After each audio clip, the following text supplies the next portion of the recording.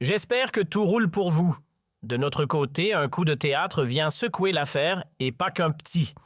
À mes yeux, c'est un véritable tournant, une claque inattendue qui va sérieusement compliquer la vie du régime algérien. Le dossier est en train de leur échapper et Boualem Sansal, eh bien, il est passé du statut de pion utile à celui d'encombrant explosif, une sorte de grenade dégoupillée posée au milieu du salon présidentiel. L'équipe de Tebboune a misé sur un mauvais cheval et maintenant, elle tente désespérément de faire disparaître l'odeur de cette bévue monumentale. Peine perdue. Dans le grand théâtre diplomatique qui opposait Alger à Paris, le régime Tebboune n'a pas hésité à sortir une de ses cartes les plus controversées, Boualem Sansal. Pourquoi ?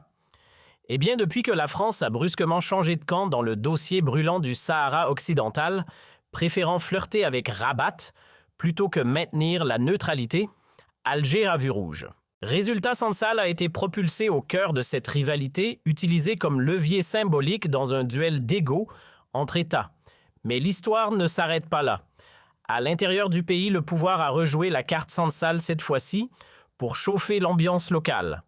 Oui, il faut appeler un chat un chat. Le régime a instrumentalisé son image pour gonfler artificiellement une vague d'hostilité contre la France. Une manœuvre grossière destinée à détourner l'attention d'une population épuisée à force de crises à répétition vers un nouvel ennemi facile à haïr. Il fallait bien une distraction nationale, non? Alors on a trouvé la solution miracle, injecter du super dans le moteur de l'antifrancisme. Oui, carrément.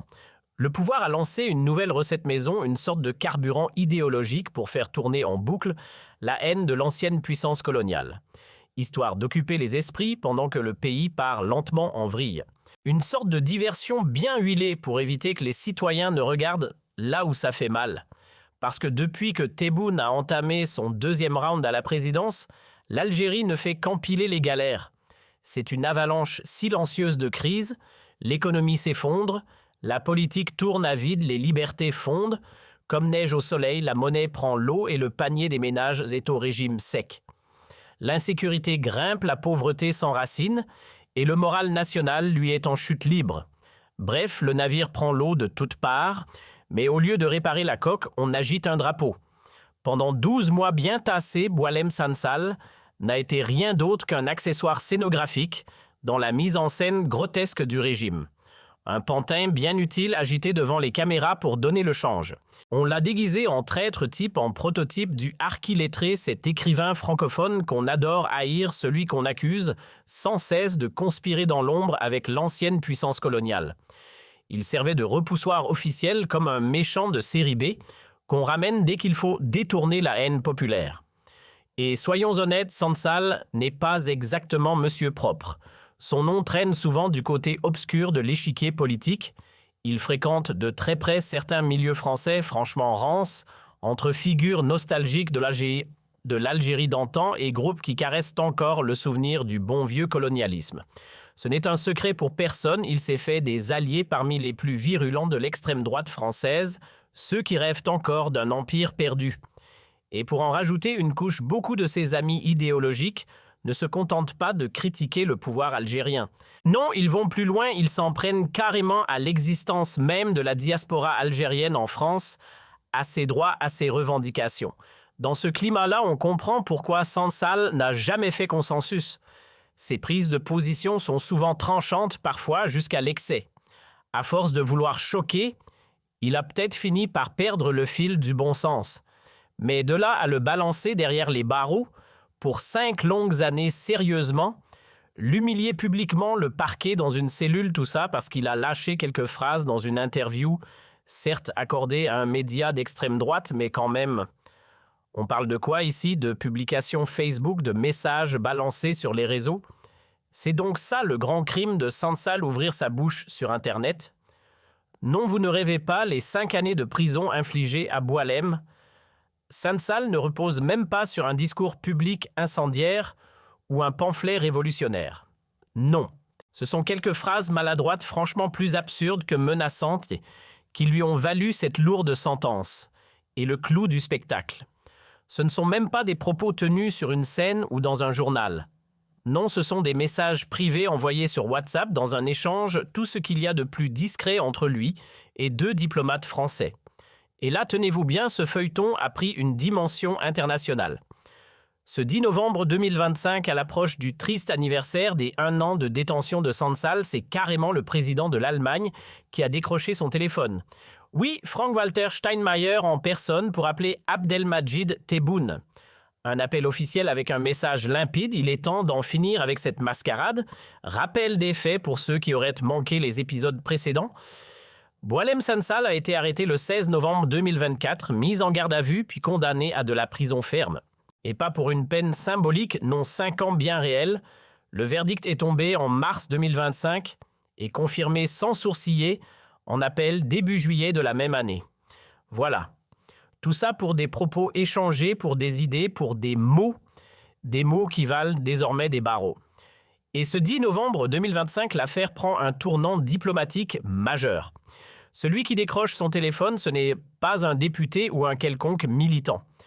Non, c'est Frank-Walter Steinmeier, le président de la République fédérale d'Allemagne en poste depuis 2022, ancien chef de la diplomatie berlinoise, un poids lourd du jeu international. Il appelle directement Abdelmajid Tebboune pour lui demander calmement mais fermement de libérer Boualem Sansal et surtout de l'autoriser à quitter l'Algérie pour venir se faire soigner en Allemagne. Vu son grand âge et sa santé aussi fragile qu'un verre de cristal, l'Allemagne a tendu la main. Par la voix de son président, elle a poliment mais fermement demandé à Tebboune un geste d'humanité. Le deal, laisser Sansal quitter l'Algérie pour venir se faire soigner en Allemagne. Rien de plus. D'ailleurs, dans la déclaration officielle, Steinmeier a glissé un petit lapsus assez révélateur État français avant de se corriger. Mais franchement, au fond, ce n'était pas totalement faux. Dans un communiqué publié par la présidence allemande, le chef de l'État a précisé que ce geste ne serait pas juste symbolique. Il incarnerait une vraie posture humanitaire, mais aussi une vision politique tournée vers l'avenir. Une façon de montrer qu'au-delà des tensions, il reste une relation personnelle forte entre lui et Tebboune, et surtout une amitié sincère entre Berlin et Alger. Autrement dit, pour Berlin, relâcher Boualem Sansal ne serait pas juste un geste symbolique, ce serait un signal fort, une manière claire de montrer que l'Algérie ne se contente pas de parler d'amitié, mais qu'elle y croit vraiment. Ce serait la preuve concrète que les liens entre Alger et l'Allemagne comptent, encore qu'ils ne sont pas que diplomatiques, mais aussi sincères, humains et respectés. Et attention, ce n'est pas un quelconque politicien qui fait cette demande. Ce n'est pas Macron, ni un député français, ni même un chef de parti de l'Assemblée nationale. Non, là c'est carrément le président de la République fédérale d'Allemagne. Un chef d'État d'un poids lourd de l'Europe, un homme d'État pas un figurant de plateau télé. On ne parle pas ici du chef d'un petit État secondaire. Non! Il s'agit du président d'un mastodonte, l'Allemagne. Première économie de toute l'Union européenne, 3e puissance économique mondiale. Un géant respecté et surtout un pays envers lequel Abdelmajid Tebboune a une dette qu'il ne peut décemment pas oublier. Car soyons clairs, sans l'Allemagne, ce monsieur ne serait probablement plus là pour diriger quoi que ce soit. Il faut appeler un chat si les hôpitaux allemands n'avaient pas ouvert leurs portes, si leurs médecins n'avaient pas tout donné, si leur système de santé n'était pas aussi performant. Alors aujourd'hui, Tebboune reposerait très probablement au cimetière d'El Alia. Entre octobre 2020 et février 2021, c'est la médecine allemande, leur expertise, leurs infrastructures et même leurs autorités qui ont tout mis en œuvre pour le sauver. Voilà les faits. Ce sont eux les hôpitaux allemands, les médecins, les équipes soignantes qui ont tenu Tebboune à flot, qui l'ont pris en charge, accueilli et soigné sans poser de conditions. Oui, même si la présidence algérienne a mis la main à la poche, et honnêtement, personne n'a jamais su combien, exactement, peu importe le montant de la facture médicale des soins de l'hospitalisation. Peu importe. L'essentiel, c'est que ça a marché. Qu'on l'aime ou qu'on le déteste, Tebboune reste le président de l'Algérie. Pour ma part, à l'époque, j'avais critiqué le voile de mystère qui entourait son hospitalisation en Allemagne. Mais jamais je n'ai remis en question le principe, il fallait le sauver. Comme n'importe quel citoyen algérien, il méritait de continuer à vivre. Des milliers d'Algériens ont péri, et pourtant, quand la vie de quelqu'un peut être sauvée, il n'y a pas à hésiter. Des milliers d'Algériens ont perdu la vie durant la tempête du Covid-19, entre 2020 et 2022. Eux aussi auraient mérité une main tendue, une chance de plus, des soins dignes de ce nom, peut-être qu'avec un autre système, certains seraient encore parmi nous aujourd'hui. Mais voilà, le passé ne s'efface pas, et ce qui est arrivé est irréversible. Que Dieu leur accorde la paix et que leur famille trouve du réconfort, même si le deuil pour beaucoup est encore vivant aujourd'hui. Au passage, rectifions un détail, Frank-Walter Steinmeier n'est pas devenu président en 2022. Il dirige l'Allemagne depuis 2017 avant d'être réélu en 2022. Un diplomate chevronné, ancien ministre des Affaires étrangères, une figure respectée outre-Rhin, et parfaitement au fait des enjeux du Maghreb et de l'Afrique du Nord. Autant dire un homme qui connaît très bien le dossier. C'est donc lui, Steinmeier, qui a pris son téléphone et composé directement le numéro de Tebboune, avec un seul sujet à l'ordre du jour, le cas Boualem Sansal. Le communiqué publié par la présidence allemande ne laisse aucune ambiguïté, il ne parle que de cette affaire. Rien d'autre. Et ce qui est presque surprenant, c'est que la présidence algérienne elle-même a fini par relayer l'information. Sur sa page Facebook officielle, elle a même confirmé les détails de la conversation, validant mot pour mot la nature des échanges. L'appel adressé au président Abdelmadjid Tebboune avait un objectif clair, l'Allemagne lui demandait explicitement de libérer Boualem Sansal, de mettre fin à sa détention et de l'autoriser à quitter le territoire algérien. En résumé, Berlin voulait qu'il puisse voyager librement jusqu'en Allemagne afin d'y recevoir les soins médicaux dont il a besoin. Une requête insistante, répétée, presque martelée. Cette intervention allemande, cette pression venue de Berlin, révèle en réalité trois vérités fondamentales. Allez, on pourrait même en ajouter une quatrième, mais restons-en aux trois principales. 3 niveaux, 3 angles, 3 enjeux majeurs. Et sur chacun d'eux, le régime Tebboune sort perdant systématiquement. Une triple défaite nette et sans appel. Premier point, on nous a raconté des histoires en Algérie. On a bourré le crâne des gens en répétant que Sansal n'était qu'un harki, un traître dont personne ne se soucierait. On nous a juré que seuls quelques Français, pire l'extrême droite française, se mobilisaient pour lui.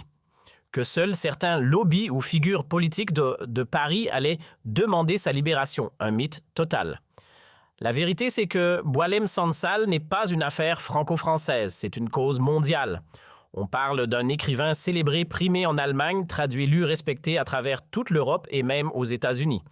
Un auteur qui incarne la liberté d'expression et les droits humains.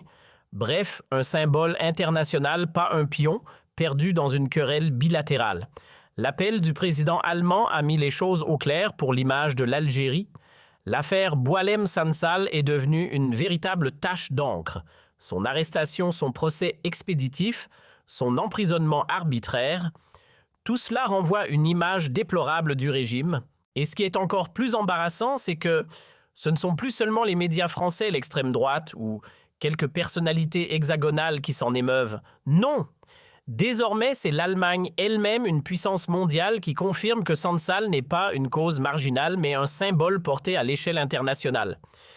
Et puis, il y a une règle simple, on n'enferme pas un écrivain pour ses idées. On ne jette pas quelqu'un en prison pour des opinions, encore moins pour quelques messages privés sur WhatsApp envoyés à des diplomates, surtout quand cette personne n'a commis aucun crime, ni violence, ni vol, ni agression. Pourtant, l'Algérie n'a pas seulement privé Sansal de liberté, elle l'a humilié publiquement. Sa vie familiale a été fouillée, exposée, déformée. On l'a insulté à longueur d'émission, traité de tous les noms, je m'abstiens par respect, mais vous savez très bien quelles horreurs ont été dites. Les médias algériens et le pouvoir ont orchestré une véritable campagne de dénigrement pour l'écraser. Ce qui a été infligé à Boualem Sansal dépasse tout ce qu'on peut imaginer en termes d'acharnement.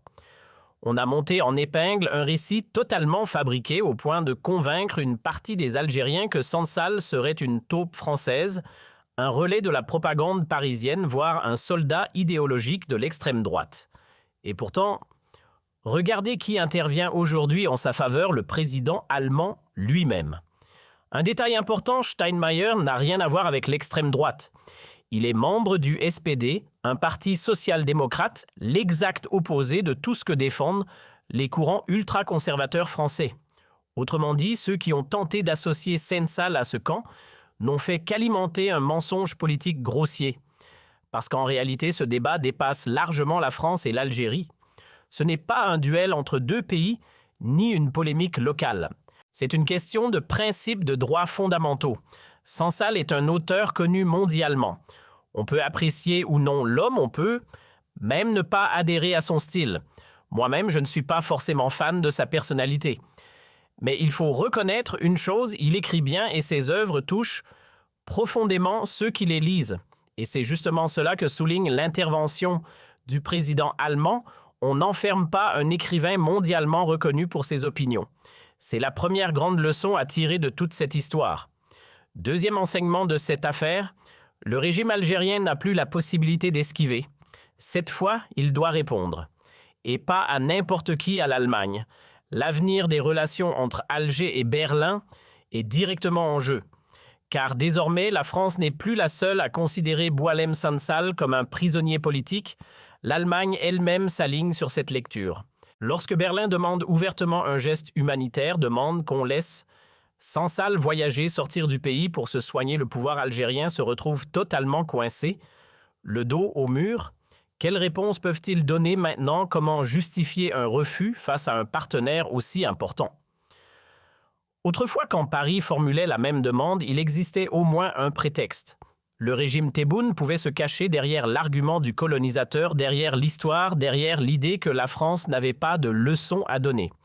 Beaucoup d'Algériens hostiles à Sansal s'accrochaient à cette justification.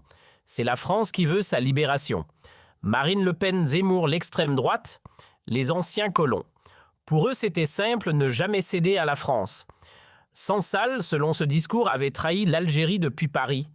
Donc impossible de lui faire le moindre cadeau, encore moins sous pression française. Mais maintenant que la demande vient de l'Allemagne, tout cet argumentaire s'effondre.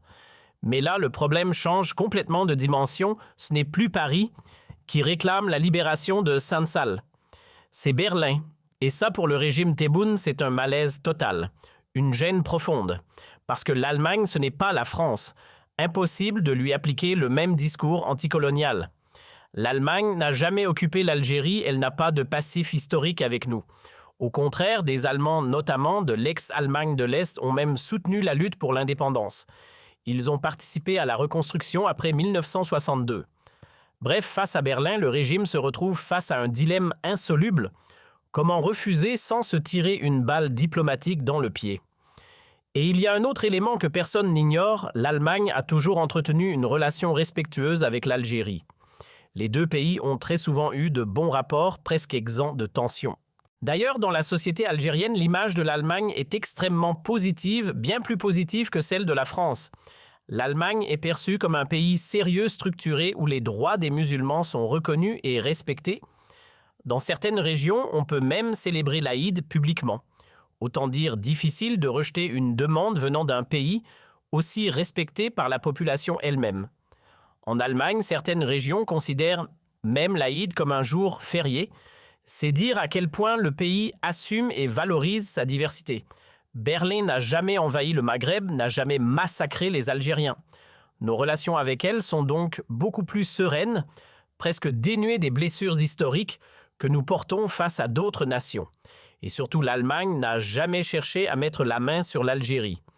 Pas de tentative d'influence, pas de manipulation politique, pas d'ingérence dans nos débats internes. Elle ne soutient pas d'opposants, ne joue aucun jeu trouble dans nos affaires domestiques. Bref, Berlin ne complote pas pour diriger Alger en coulisses, et rien que cela dans notre région, c'est presque exceptionnel. Dans cette situation, il est impossible de répondre à l'Allemagne comme on répond habituellement à la France. L'argumentaire anticolonial, le discours historique, les réflexes émotionnels, rien de tout cela ne fonctionne avec Berlin. Le régime algérien va devoir inventer autre chose, trouver une justification qui tienne la route, et honnêtement, il n'en existe aucune. Que pourrait-il bien dire pour refuser une demande allemande? Absolument rien de crédible. Et puis, rappelons-le, Sansal n'est même pas citoyen allemand.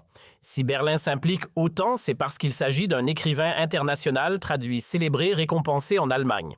Un auteur respecté, lu, connu au-delà des frontières et qui, en tant que Français, fait pleinement partie de l'espace culturel européen. L'Allemagne se sent donc légitimement concernée par son sort parce que Sansal est d'une certaine manière aussi un peu chez lui en Europe. Nous sommes clairement face à un piège diplomatique. C'est la deuxième grande leçon de cette affaire. Si l'Algérie refuse, elle s'enferme toute seule. Car le président allemand a joué sa carte de manière très habile. Dans son message, il a présenté cette éventuelle libération comme un geste d'amitié, un signe de compassion, mais aussi une preuve de maturité politique. Selon lui, répondre positivement montrerait non seulement la solidité de sa relation personnelle avec Tebboune, mais aussi la qualité des liens historiques entre Berlin et Alger. Autrement dit, l'Allemagne tend la main et elle le fait avec élégance. Mais si Alger décide d'ignorer cet appel à l'humanisme, si elle choisit de faire la sourde oreille, alors là, ça deviendra un affront direct envers l'Allemagne. Et dans la situation actuelle déjà pleine de tensions et d'instabilité, ce serait une erreur lourde de conséquences. C'est précisément cela le véritable piège, une demande impossible à refuser sans créer un malaise diplomatique majeur. La troisième leçon, peut-être la plus importante, c'est que la manœuvre allemande referme désormais complètement le piège autour de Tebboune. Ce qui ressemblait au départ à une tactique habile du régime se transforme aujourd'hui en boomerang politique. Et pour être honnête, je suis convaincu qu'il s'agissait bel et bien d'une stratégie calculée, mais voilà, elle se retourne maintenant contre son auteur. D'ailleurs, on l'a bien vu ces derniers temps, Tebboune tente d'envoyer des signaux, de faire passer des messages. Surtout depuis le départ de Bruno Retailleau et l'arrivée du nouveau ministre français de l'Intérieur Laurent Nunez. Ce dernier affiche une attitude très douce, presque chaleureuse envers l'Algérie. Pas dans le sens de la complaisance, non plutôt une volonté sincère d'apaiser les tensions, de repartir sur de bonnes bases, de rétablir un dialogue franco-algérien plus sain. Bref, Paris s'avance avec un discours conciliant, mais le dossier Sansal bloque toute tentative de réconciliation. Le problème, c'est qu'aucune tentative de réconciliation ne pourra vraiment avancer tant que Boualem Sansal restera derrière les barreaux et Christophe Gézet aussi, puisqu'ils sont devenus de fait des otages politiques. Sansal, avant l'explosion de la crise franco-algérienne, n'avait jamais été inquiété. On ne l'avait jamais traqué, jamais insulté, à ce point jamais transformé en ennemi public. Toute cette diabolisation n'est apparue qu'après l'escalade des tensions avec Paris. En réalité, il est devenu une victime collatérale, un dommage secondaire de cette guerre froide entre les deux pays. Rien de tout cela ne serait arrivé sans l'effondrement des relations algéro-françaises. Et d'ailleurs, on voit bien la logique derrière la stratégie du pouvoir Sansal a probablement répété aux Français qu'il était impossible pour le régime de le libérer seulement parce que l'exigeait. Faire un geste en réponse à une demande française serait suicidaire politiquement. Cela le discréditerait immédiatement auprès de sa propre population. Pendant 1 an, on a nourri les Algériens avec un narratif bien précis. Sansal serait un traître, un agent d'Israël, un relais du sionisme, un séparatiste, un pro-Zemmour. Une caricature créée pour alimenter la haine. Comment revenir en arrière après une telle propagande? Expliquez-moi comment Tebboune pourrait-il soudainement décider de le relâcher? Comment imaginer une grâce présidentielle tomber du ciel du jour au lendemain? C'est impossible. S'il osait faire ça, il saboterait lui-même ce qu'il lui reste de popularité déjà bien fragile. Son second mandat démarre dans un chaos total entre contestations critiques et un bilan que beaucoup estiment désastreux. Il est déjà au bord du gouffre politiquement et il ne sait même pas comment il va réussir à terminer ce mandat. Alors libérer Sansal maintenant, ce serait pour lui un suicide politique. S'il décidait de libérer Sansal pour le laisser s'envoler vers Paris, ce serait comme se tirer une balle dans le pied, dans les 2 pieds même et pourquoi pas directement dans la tête, soyons honnêtes. Le laisser partir d'Alger pour atterrir à Orly ou à Roissy, c'est offrir à la France un trophée médiatique et pour Tebboune, ce serait un acte d'autodestruction politique. C'est pour ça que le plan B, celui qui semble plus présentable, serait de l'envoyer en Allemagne. Mais là encore, c'est un piège qui se referme. Comment expliquer une telle décision à l'opinion publique algérienne? Pourquoi Sansal serait-il le seul à bénéficier d'une libération alors que d'autres prisonniers politiques restent enfermés, parfois même harcelés pour des opinions bien moins exposées que les siennes? C'est une contradiction que le régime ne peut pas justifier sans provoquer une tempête interne. Certains détenus, rappelons-le, possèdent même la nationalité française, mais ça on y reviendra dans une autre vidéo parce que le dossier est long comme le bras. Certains ont été libérés en 12, d'autres restent bloqués, interdits de quitter le pays, coincés dans un véritable labyrinthe administratif. Alors la question tombe toute seule, pourquoi Sansal et pas les autres? Pourquoi ce traitement particulier et surtout pourquoi l'envoyer en Allemagne? Qu'est-ce qui empêcherait qu'il soit soigné en Algérie? Rien n'est clair et franchement difficile d'y voir une logique. Et puis il y a un autre effet collatéral que le pouvoir n'a visiblement pas anticipé en le laissant partir en Allemagne. Sansal risque très bien d'être accueilli comme un héros. Et c'est là qu'arrive la 4e leçon en voulant le punir. Tebboune a involontairement créé une icône, un symbole, un martyr. Bref, il a fabriqué un héros de ses propres mains sans même s'en rendre compte. L'homme qui n'était autrefois qu'un écrivain médiatisé invité sur les plateaux télé et connu uniquement pour ses romans est devenu, à force d'emprisonnement, de mauvais traitements et de persécutions orchestrées par le régime Tebboune, une véritable figure héroïque. À vouloir le briser, le pouvoir a fini par le mythifier. Sans le vouloir, Tebboune a construit son propre héros. Et si demain il est libéré et transféré en Allemagne pour y recevoir des soins, ce sera encore pire pour le régime Sansal, deviendra une machine médiatique. Il signera de nouveaux livres qui exploseront les ventes, racontera son incarcération en détail, remplira les salles, dédicacera des centaines d'ouvrages, multipliera les interviews dans la presse française et internationale.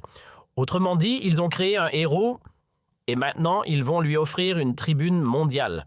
Et une fois propulsé hors de sa cellule, Sansal ne sera plus simplement un écrivain, il deviendra un spectre qui hantera le régime, une ombre gigantesque, presque un démon politique, pour le pouvoir algérien parce que sa notoriété explosera littéralement. Depuis Berlin, Francfort, Cologne, Munich ou n'importe quelle ville allemande, il disposera d'une scène internationale capable d'écraser complètement le récit officiel du régime. Partout où il ira, il raflera les projecteurs, siphonnera l'attention médiatique et réduira la version algérienne des faits à néant. Il fera de l'ombre au pouvoir jusqu'à l'étouffer. Chaque interview, chaque apparition, chaque prise de parole pourrait devenir une gifle politique, un coup porté directement à la crédibilité et à la légitimité du régime. En clair, il pourrait infliger au pouvoir un choc dont il ne se remettrait jamais. Voilà où nous en sommes aujourd'hui, tout cela parce que le régime n'a jamais voulu entendre les avertissements. On ne cesse de le répéter depuis le début. Calmez le jeu dans l'affaire, Sansal, arrêtez cette vengeance inutile. Vous vous acharnez sur un homme âgé, malade, atteint d'un cancer dont l'état de santé est extrêmement précaire. Oui, il a parfois des propos excessifs, des excès, des maladresses. Mais ce n'est ni un criminel, ni un terroriste, encore moins une incarnation du mal. Parce que soyons sérieux, Sansal n'a jamais représenté la moindre menace contre la stabilité du pays, ni contre la sécurité nationale, ni contre la souveraineté de l'Algérie. Rien du tout. Ce que le pouvoir a fabriqué, c'est un scandale monté de toutes pièces, une affaire artificielle qui aujourd'hui se transforme en véritable piège. Et ce piège, c'est le régime Tebboune qui y tombe tout seul. La requête allemande exige une réponse claire et c'est précisément ce qui place Tebboune dans une impasse totale. S'il dit non, il froisse un pays qui lui a littéralement sauvé la vie. Car n'oublions pas, c'est l'Allemagne qui l'a accueilli en urgence presque discrètement et qui a mobilisé pour lui ses meilleurs spécialistes. C'est l'Allemagne qui lui a offert une seconde chance à un moment où tout semblait perdu pour lui. Et ne parlons même pas du poids que ce pays représente. L'Allemagne, c'est un partenaire économique de premier rang, une puissance mondiale incontournable, un pilier de l'Union européenne. Décevoir un allié de cette envergure, ce serait un pari extrêmement risqué, et Tebboune le sait parfaitement. Si cette demande allemande reste lettre morte, la relation entre Berlin et Alger risque d'en sortir abîmée. Pas au point d'une rupture, l'Allemagne ne va pas claquer la porte, mais la déception sera réelle, palpable. Même si elle ne s'éloigne pas officiellement, l'amitié n'aura plus la même chaleur.